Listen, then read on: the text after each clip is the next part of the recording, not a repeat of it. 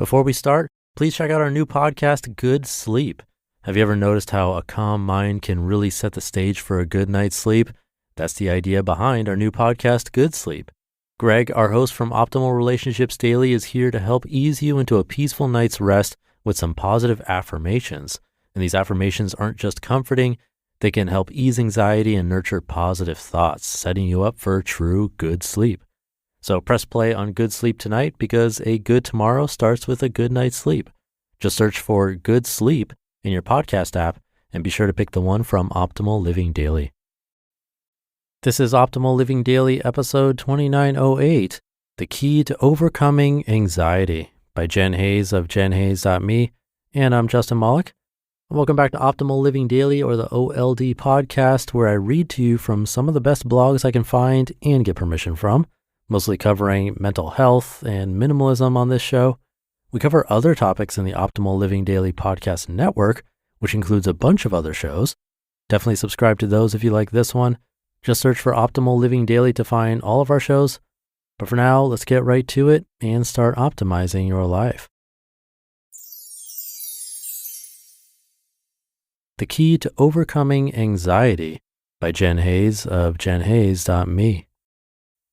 1 out of 4 American adults will experience clinical levels of anxiety at some point in their lives. Even if you don't struggle with this personally, it's likely that you know someone who does.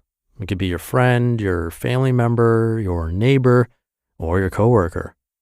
Anxiety disorders have become an epidemic in our society. Sadly, I feel that we are failing when it comes to treating them. Coping with anxiety. A simple Google search of how to cope with anxiety elicits countless articles filled with techniques for managing anxiety. Some common ones include exercising, doing yoga, praying, meditating, getting a massage, reading a good book, or going for a walk. I've had therapists suggest some of these same things to me. And there's certainly nothing wrong with doing any of these things, and you may even find that these things do alleviate anxiety for you temporarily. And while these seem like smart ideas on the surface, they all have one thing in common. They encourage you to avoid your anxiety. Going to a yoga class is certainly preferable to binge drinking, doing drugs, eating your feelings, or engaging in some other unhealthy habit to escape your anxiety. But here's the thing, you're still trying to escape. Overcoming anxiety. Overcoming anxiety is not easy, but it is simple. It can be summarized in one little word, acceptance. Note, when I say overcome, I do not mean cure. Anxiety is a disease, and it's not something that can be cured. By overcome, I mean manage effectively. Let's imagine you're having a panic attack. Your heart is racing, your face is hot, your palms are sweaty, you feel dizzy, and you think you're going to pass out.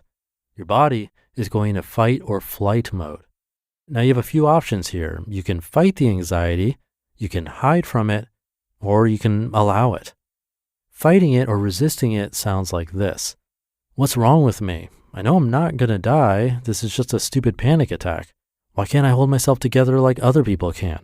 Why does this keep happening? I thought I was getting better. There's nothing to be afraid of. This is so irrational. What's wrong with me? In contrast, hiding from anxiety looks like distracting yourself or numbing the sensation.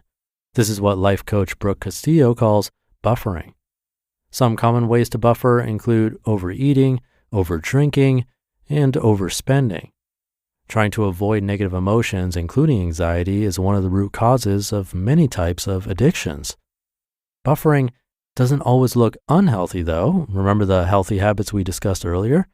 Exercising, doing yoga, or reading a good book can all be ways to escape from anxiety. Fighting anxiety and hiding from anxiety produce the same results. They both actually strengthen your anxiety. When you try to fight a panic attack or escape from it, you make the anxiety worse because you're creating anxiety about anxiety. The initial trigger may not even cause you to be anxious anymore, but now you're feeling anxious about being anxious.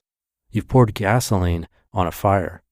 The more you try to resist your anxiety or hide from it, the more anxiety you're creating about it. So your anxiety simply compounds.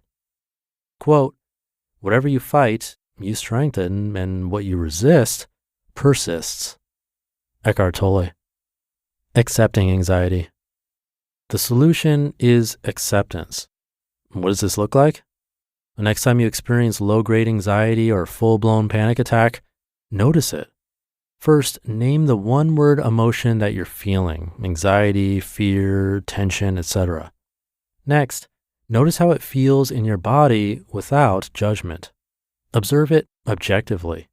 What does it feel like? Where do you feel it? Describe it in detail. Do not judge yourself for feeling the emotion, simply observe.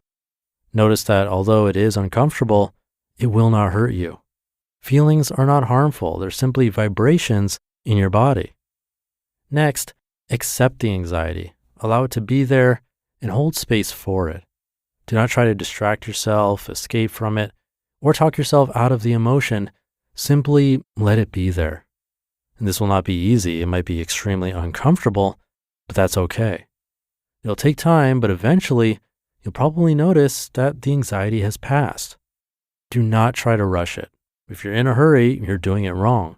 You wouldn't be in a rush if you had truly accepted the discomfort of anxiety.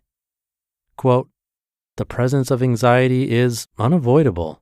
The prison of anxiety is optional." Max Lucado. You just listened to the post titled "The Key to Overcoming Anxiety" by Jen Hayes of jenhayes.me. This episode is brought to you by Pete's. Few things start your day better than a good coffee. That's why Pete's hand roasts their coffee from a specific selection of high-quality beans. And they don't just put those beans into anyone's hands. Pete's trains their roasters for 10,000 hours so they can master the roast that gives you the most. Pete's Coffee. Coffee for coffee people. Find Pete's online or at your local retailer. Thank you to Jen. Anxiety is no joke. It's a massive thing. As she said in the beginning, 1 in 4 American adults will experience clinical levels of anxiety at some point in their lives. And I can definitely relate personally to the idea of being anxious about anxiety.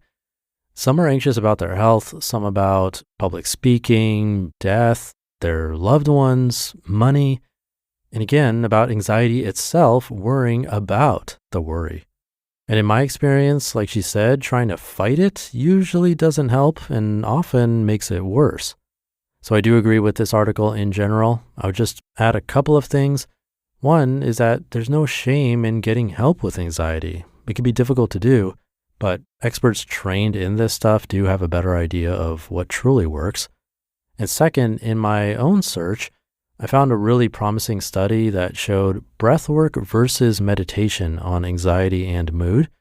And adding in the breathwork did show substantial decreases in anxiety and increase in mood, specifically doing a type of breathing for around 5 minutes a day. And if you're curious, that type of breathing goes like this.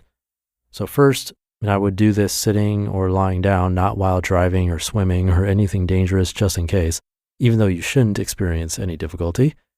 But basically, simply take a nice deep breath through your nose to fill your lungs. And then once you're there, instead of releasing, take an extra quick breath in through your nose, even more, and then let it all out through your mouth. Super simple, right? Again, just 5 minutes a day was showing great benefit. So why not give it a shot? Hope it helps. For me, it has so far. Have a great rest of your day. I'll be back tomorrow reading to you where your optimal life awaits.